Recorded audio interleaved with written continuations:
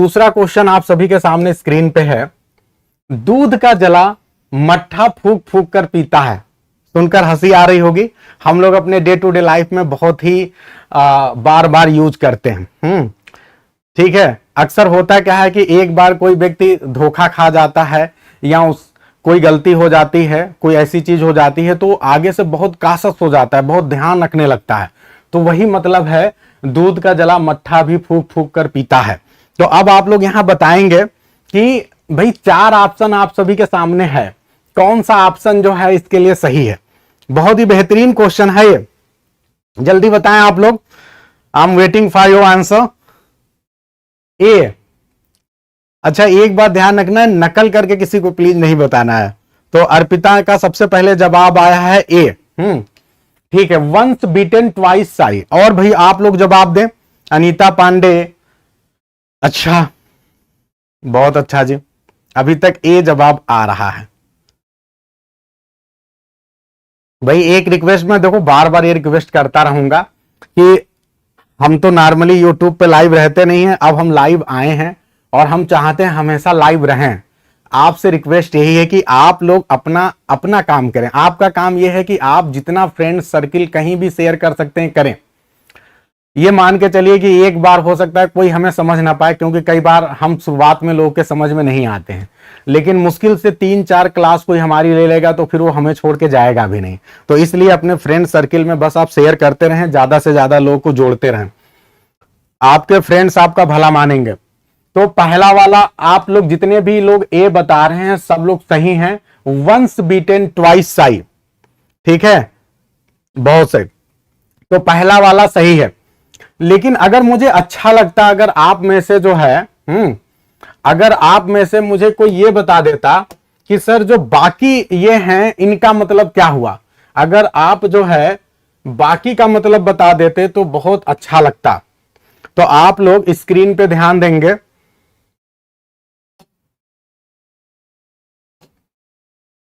चलिए आप लोग देखिए, आप लोग के लिए कुछ हम लेकर आए हैं जो बाकी आपके प्रोवर्ब्स हैं उनका भी मतलब देख लीजिए। तो देखिए यहां पे स्क्रीन पे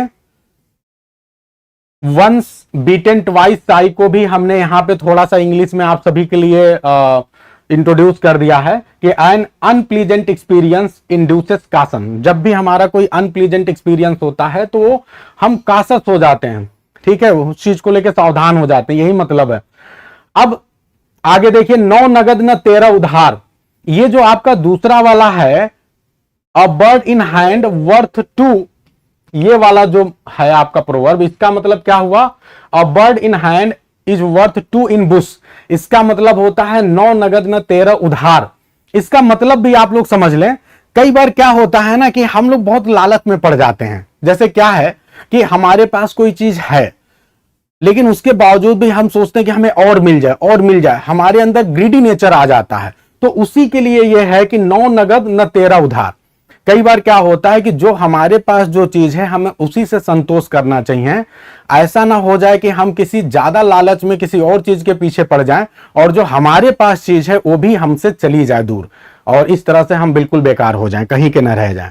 तो ये मतलब है, ये काफी बेहतरीन है। इसका मतलब मैंने लिख दिया है, it is better to hold on to something you already have.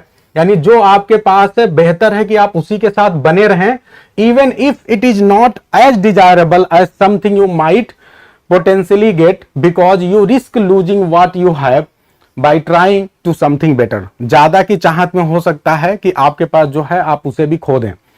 फिर इसके बाद ये देखिए जो आपका ये वाला है, too many cooks spoil the broth. ये काफी अच्छा आपका प्रोवर्ब है। इसका मतलब होता है बहुत योगी मटका उजाड़। बहुत ही प्यारा है। मतलब क्या होता है कि कई बार एक चीज के लिए बहुत ज्यादा लोग दावेदारी करने लगे, या कई लोग एक छोटा सा काम है कई लोग उसमें लग जाएं तो फिर वो काम बेकार हो जाता है। तो ये भी चीज है, कई बार जरूरत नहीं होती है, ठीक है, तो वो गड़बड़ हो जाता है। अब ये वाला जो आपका है ये भी बहुत अच्छा है proverb, make hay while the sun shines. ये बहुत ही फेमस प्रोवर्ब है और आपके एग्जाम में प्रीपोजिशन के रूप में भी ये क्वेश्चन आ चुका है। एक बार प्रीपोजिशन के रूप में ये क्वेश्चन आया था, मेक हे के बाद ये जो है आपका फिल इन द ब्लैंक कर दिया था। और आपको ये डिसाइड करना था यहाँ कौन सा प्रीपोजिशन लगेगा। अब बच्चे क्या है कि उनको लगने लगा कि सर यहाँ व्हेन ज्यादा सही है, इसलिए उन्होंने व्हेन चुन लिया। लेकिन जब प्रोवर्ब है ये पहले से ही फिक्स है तो आप इसमें चेंज नहीं कर सकते। तो इसीलिए जब भी ये प्रीपोजिशन के रूप में आएगा तो यहाँ पे जो है आपको प्रीपोजिशन या कंजंक्शन कह लीजिए, स्पेशली यहाँ पे कंजंक्शन है तो कंजंक्शन के रूप में यहाँ वाइल ही आएगा। इसका मतलब क्या हुआ, बहती गंगा में हाथ धोना। बहती गंगा में हाथ धोना ये भी बहुत ही फेमस है। बहती गंगा में हाथ धोना आप समझते हैं जैसे आपके सामने कोई अवसर है या बेहतर अपॉर्चुनिटी बन रही है और आप उसका पूरा लाभ उठा लें, और लोग भी लाभ उठा रहे हैं, आप भी लाभ उठा लें, ये मतलब हुआ। सिर्फ आप अकेले नहीं उठा रहे हैं, सब लोग उठा रहे हैं तो आपने भी उठा लिया। ऐसा कैसे, जैसे आप लोग कई बार देखते होंगे कि क्रिकेट मैच चल रहा है तो शुरुआत में जो ओपनर्स प्लेयर हैं उन्होंने बहुत अच्छी बैटिंग की, तो जब उन्होंने अच्छी बैटिंग की, ओपनर प्लेयर्स ने सपोज करिए कि शतक लगा दिया, दोनों ने शतक लगा दिया, सेंचुरी मार दिया, तो जो नीचे के प्लेयर्स हैं उनके अंदर भी उत्साह आ जाता है और वो भी अगर शतक लगा दें या बहुत तेजी से खेल दें, बड़ा स्कोर कर दें, तो इसको कहेंगे बहती गंगा में हाथ धोना। I hope it is very clear to everyone. तो ये बेहतरीन आप सभी के लिए जो है लाया गया है और जो है उम्मीद है कि आप सभी समझ रहे होंगे, एंजॉय कर रहे होंगे। चलिए आगे बढ़ते हैं।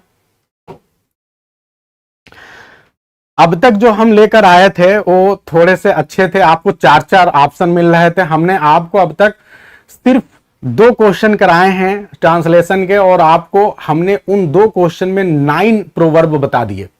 उम्मीद है कि आप लोग आनंद ले रहे होंगे।